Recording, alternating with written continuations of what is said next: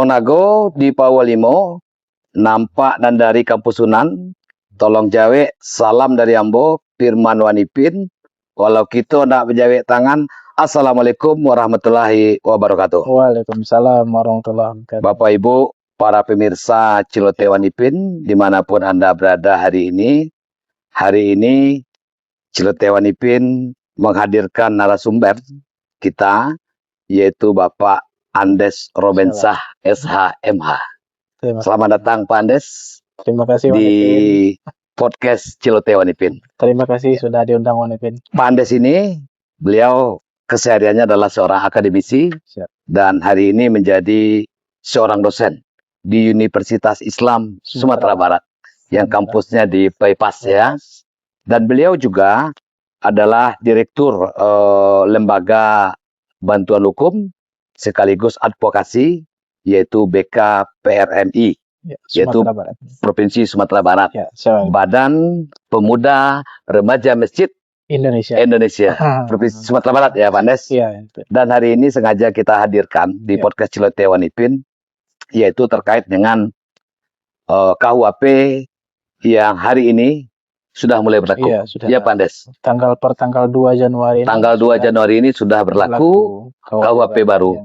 Dan tentu kita butuh dari Pak Andes terkait dengan KUHP baru ini seperti apa. Iya, Wanipin. Dan barangkali Pak Andes mungkin langsung saja Pak Andes mungkin menyampaikan seperti apa saja KUHP terbaru hari ini dan seperti apanya bagi masyarakat Indonesia dan Sumatera Barat umum. Silakan Pak Andes. Terima kasih Wanipin. Sama-sama Pak Andes. Sudah diundang di podcast Wanipin ini terkait kita membahas tentang KUHP baru. Iya. Sebelumnya tadi saya juga Wanipin Direktur Wilayah Lembaga Bantuan Hukum BKPRMI Sumatera Barat. BKPRMI Sumatera Barat. BKPRMI itu Badan Koordinasi Pemuda Remaja Masjid Indonesia. Nah, saya ketua masjid Pak Andes. Ya, jadi dari dulu kita remaja masjid sampai tua tetap remaja masjid. Jadi Wanipin terkait KUHP baru ini. Iya. Memang benar KUHP baru ini adalah pembahasan yang isu yang hangat-hangatnya sekarang ini. Betul. Ya. Mengapa? Karena ya otomatis kita tidak memakai KUHP lama lagi. Iya. KUHP baru yang akan dipakai. Sudah ada yang baru, yang lama nggak dipakai. Yang lama tidak dipakai. Jadi KUHP baru ini Wanipin itu diundangkan pada tahun 2023. Diundangkan tahun 2023. Ya, dia menjadi undang-undang itu tahun 2023. Dan berlaku tanggal 2 Januari 2026. Jadi ada space waktunya. Cukup lama tuh Pak Andes. Cukup lama. 3 tahun. Iya. 2 tahun ya? 2 tahun. 2 tahun. Karena sebelum ini digunakan harus ada KUHP yang baru. Betul. Ya, tidak mungkin KUHP-nya baru, KUHP yang lama. Iya. Jadi KUHP baru, KUHP pun baru. Nah, sekarang kan KUHP-nya sudah baru. Iya, KUHP baru, KUHP baru. Jadi bisa digunakan KUHP baru tersebut. Jadi memang sejarah pembentukan KUHP baru ini tuh sudah panjang Wanipin. Kalau akademisi, profesor mengatakan bahwa KUHP baru ini adalah cita-cita anak bangsa. Iya. Sebagaimana kita ketahui, KUHP lama itu kan adalah peninggalan Belanda. Itu Belanda yang meninggalkan tuh? Iya, yang disahkan pada tahun 1918. 1918, sudah lama sekali itu. Sudah lama sekali Wanipin. Kalau dihitung di 2026 itu sudah 105 tahun. 105 tahun yang kita pakai ya. KUHP lama. Peninggalan Belanda ya. Iya. Terus 1918 diberlakukan untuk masyarakat Hindia Belanda, Indonesia pada saat itu.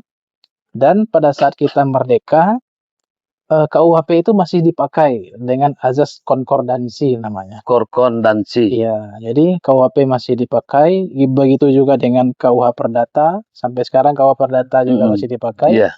Dan itu semuanya peninggalan Belanda. Belum ada lagi yang dari kita, kan baru kali ini ya. Iya, jadi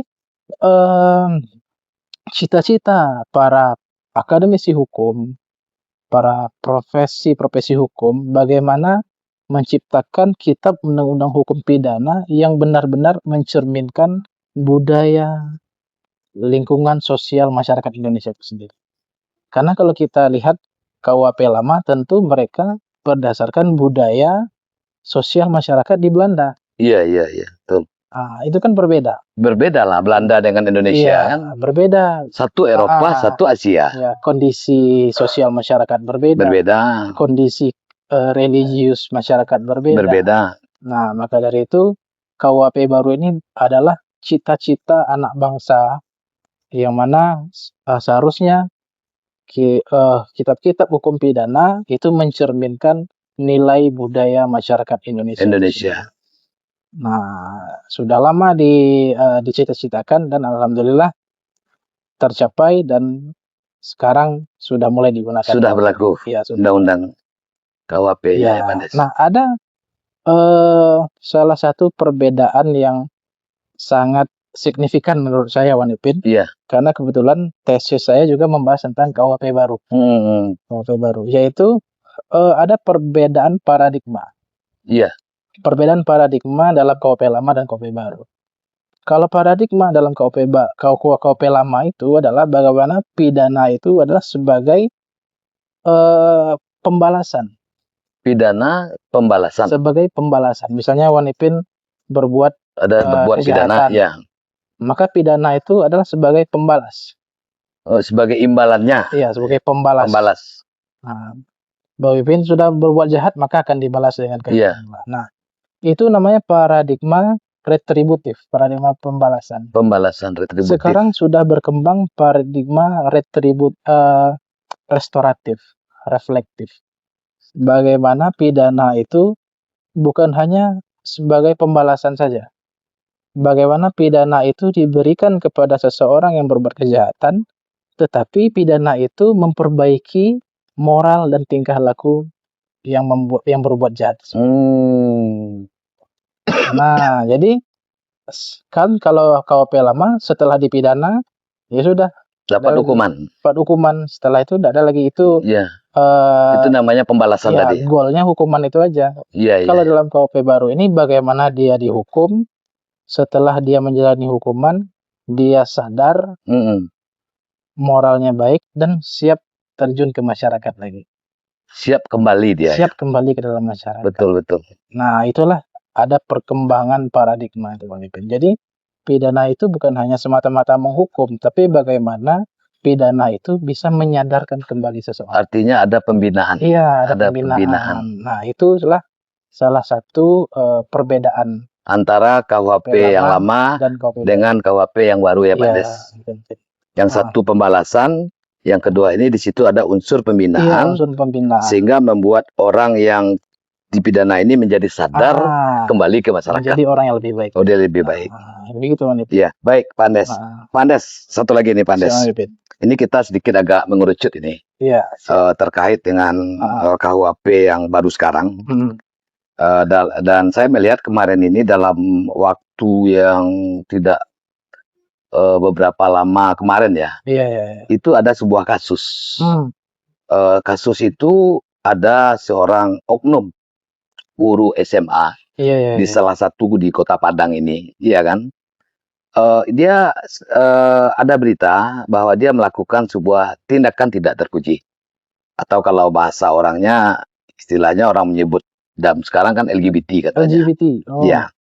Jadi dan ternyata orang ini kan tidak bisa dijerat. Iya. Secara hukum karena tidak ada korban yang lapor katanya. Iya. Dan menurut Pak Andes, ini selaku Badan Koordinasi Pemuda Remaja Masjid Indonesia untuk Sumatera Barat, selaku Direktur Lembaga Bantuan Hukum dan Advokasi.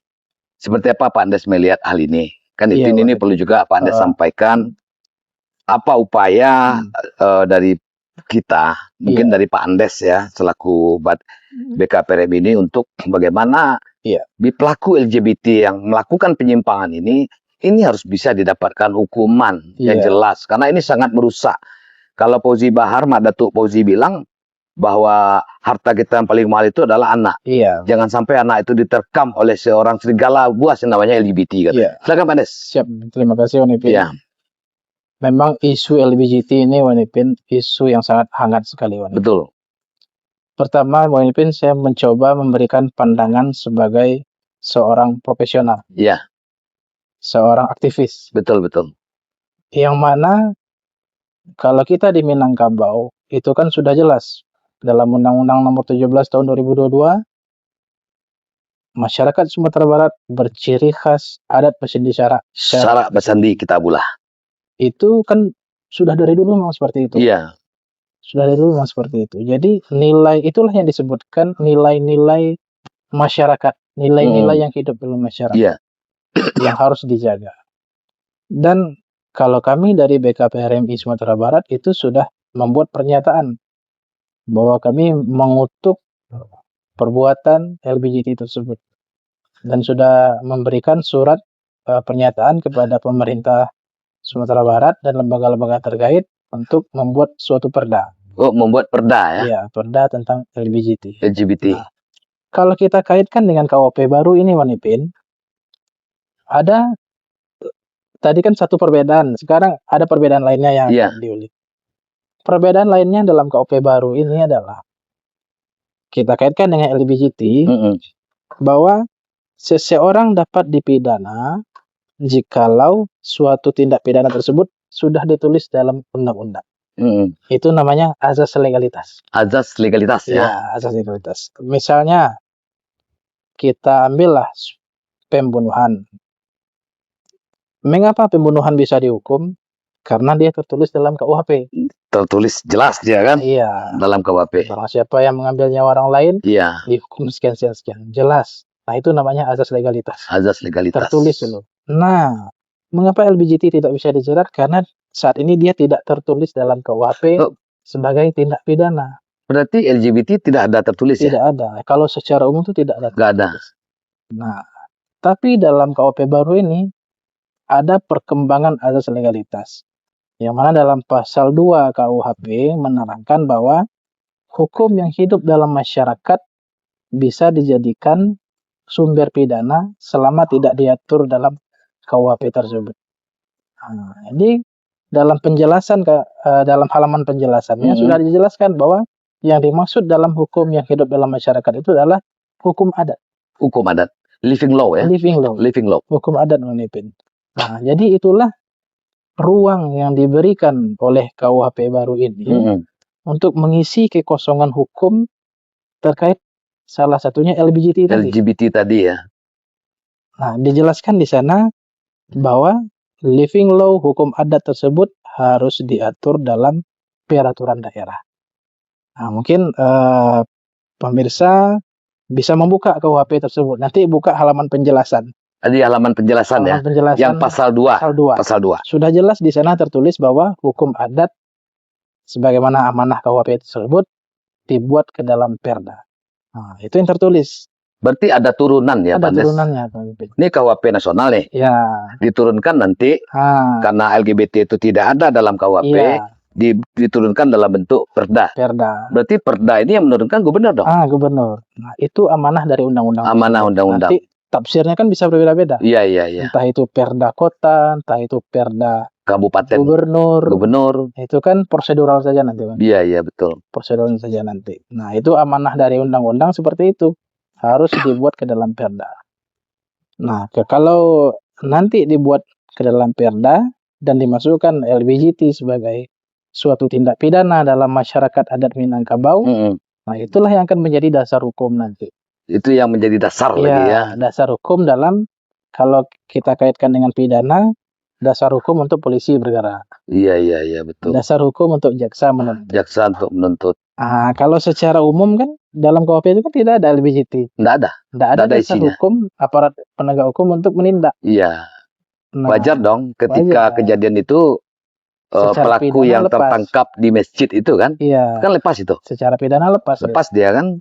Ya arti karena tidak ada aturan yang tertulis di dalam KUHP yang lama juga maupun yang baru kan. Cuma memang turunannya melalui perda tadi. Itu bisa dibuka para penonton Wan Ipin ini sambil belajar Wan Ipin. Iya, kita semuanya kan masing-masing sama-sama belajar. Apalagi Bapak Ibu para pemirsa Celoteh Wan Ipin, Pak Andes ini dosen saya. Masya Allah. Di Universitas Islam Sumatera Barat. Kebetulan Wan Ipin mahasiswa juga dari Pak Andes ya. Pak Andes, ada ini Pak Andes. Ada pertanyaan nih. Mengapa pembentukan peraturan daerah atau perda pidana adat sangat penting dalam mengatasi kekosongan hukum pidana atas perilaku LGBT di ranah Minang ini? Iya, benar. Di ranah Minangkabau ini. Ini sangat menarik sekali. Iya. Dalam pandangan saya, Wanipin, bahkan tesis saya juga tentang KUHP baru. Mengapa KUHP baru memberikan ruang seperti itu? Ruang hukum adat diatur dalam perda. Iya, betul. Karena yang pertama, adat masing-masing daerah berbeda. Iya, adat Salingka Nagari. Kita contohkan aja Minangkabau dengan Jawa tentu berbeda. Beda. Itu tidak bisa disatukan. Iya. Maka untuk mengantisipasi hal seperti itu, KUHP mengamanahkan wilayah masing-masing. Oh, wilayah masing-masing. Wilayah adat masing-masing berada. Nah, mengapa Wanipin penting sekali diatur ke dalam perda? Karena untuk mengisi kekosongan hukum tadi. Kalau itu tidak diisi, Wanipin, nanti terjadi lagi kasus yang sama. Ya, kita sudah bisa membaca. Ya, ini nanti lepas aja nih. Ya, ujung-ujungnya lepas kan? Ujungnya lepas. Dia efek jerah tidak ada. Tidak ada. Sedangkan nanti perilaku yang menyimpang seperti ini berkembang terus. Iya, betul. Itu yang seperti Wanipin tadi, harta yang paling berharga itu ya, anak. Kan? Ya. Jangan sampai dirusak oleh serigala yang namanya LGBT katanya. Itu kan yang bilang Fauzi Bahar sama saya. Ya, Ketua Elkam Sumbar. Jadi itu yang bilang sama saya. Kita sampaikan nanti sama Pak Fauzi Bahar untuk keseriusan kita menangani ini. Mari kita serius untuk menyusun perda tentang LGBT. Perda tentang LGBT ya. Jadi bukan sekedar apa saja Wanipin. Apa nama itu Wanipin? Suara aja, tapi aksi. Di hari ini LGBT itu di Sumatera Barat sudah berada di posisi kelima secara nasional. Jadi ini posisinya, kalau istilah Kepala BNN mengatakan pada saya, ini sangat-sangat darurat katanya. Dan ini perlu aksi nyata. Iya, perlu aksi nyata yang luar biasa. Sebab kita ini di Sumatera Barat, Minangkabau ini adat Basandi Sara, Sara Basandi Kitabullah. Dan kita juga merujuk kepada sejarah kaum-kaum terdahulu. Iya. Seperti kaum Lut yang ditenggelamkan oleh Allah karena pengaruh ini. Iya. Dan ini harus ada aksi nyata yang cepat dari pemerintah kita ya Pak Des. Turunkan perdanya, perda yang jelas ya Pak Des. Soalnya kalau nanti ada perdebatan ini perda kota atau perda gubernur itu kan nanti teknis saja. Iya. Bisa gubernur bikin pergub untuk memerintahkan kota masing-masing membuat perda, atau langsung perda itu dari gubernur itu sendiri. Betul. Itu kan teknis saja Wanipin. Tapi kita butuh dasar hukum tersebut. Nah, satu lagi Pak Nes, ini dalam konteks adat Basandi Sara, Sara Basandi Kitabullah. Bagaimana perilaku LGBT di ruang ibadah, ini di ruang ibadah yang mencederai nilai-nilai adat dan masyarakat. Ini gimana Pak Nes nih? Ini masa di ruang ibadah ini. Di WC lagi kan? Ini gimana pandang Pak Nes nih?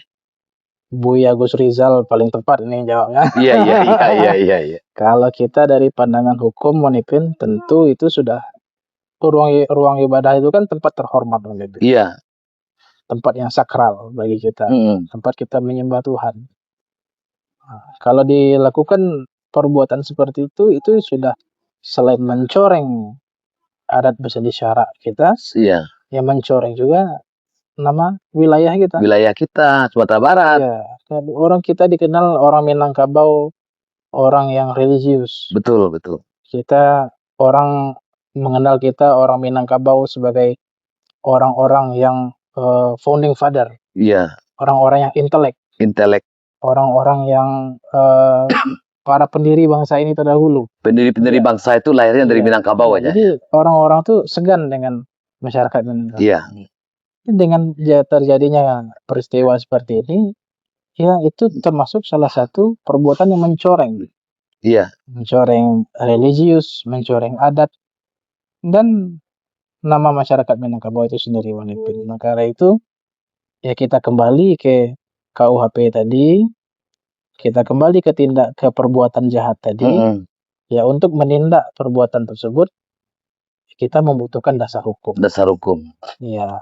Kalau tidak ada dasar hukum, Wan Ipin, ya bagaimana aparat penegak hukum mau bergerak? Betul, betul. Ya, Artinya intinya Pak Andes, iya, kan sekarang ini KUHP nasional sudah secara keseluruhan sudah berlaku. berlaku. Tinggal pemerintah Sumatera Barat Iya. bersama dengan stakeholder yang ada duduk bersama lah, Iya, duduk bersama. kemudian lakukan turunannya menjadi perda. Supaya apa?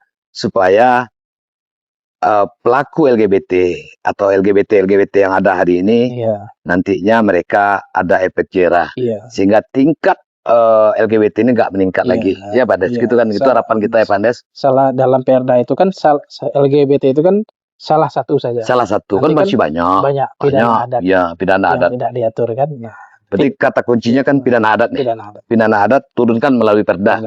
Tentu yang menurunkan Insyaallah. perda ini adalah orang Pemerintah. yang siapa yang berkuasa hari ini. Iya. Ya, kalau di gubernur kan Buya Mayildi.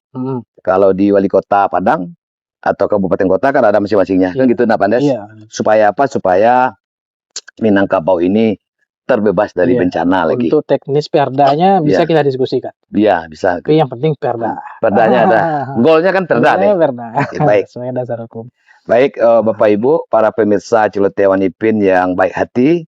Hari ini kami podcast dengan Pak Andes di lantai 15. Lantai 15. Di Skylon. Iya. The Primel Hotel Padang. Ini yang pemandangannya mantap kan. Mantap ya Pak Andes ya, luar biasa ya. Luar biasa. Mungkin Pak Andes harus tahu nih, salah satu kuliner yang terkenal di sini itu namanya sup janda. Sup janda? Janda, jangan Pak Andes bayangkan jandanya, tapi supnya.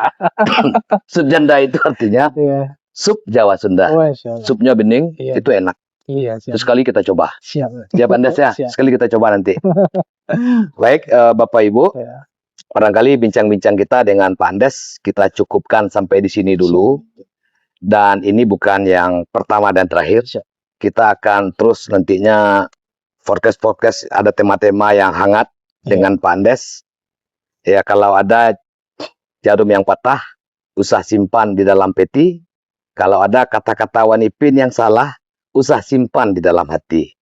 Burung Rian Cendrawasih, cukup sekian. Terima kasih. Assalamualaikum warahmatullahi wabarakatuh. Waalaikumsalam. Terima kasih Pak Andes atas kehadirannya di Celoteh Wan Ipin. Terima kasih. Sukses Pak Andes. Insyaallah berbuat untuk masyarakat.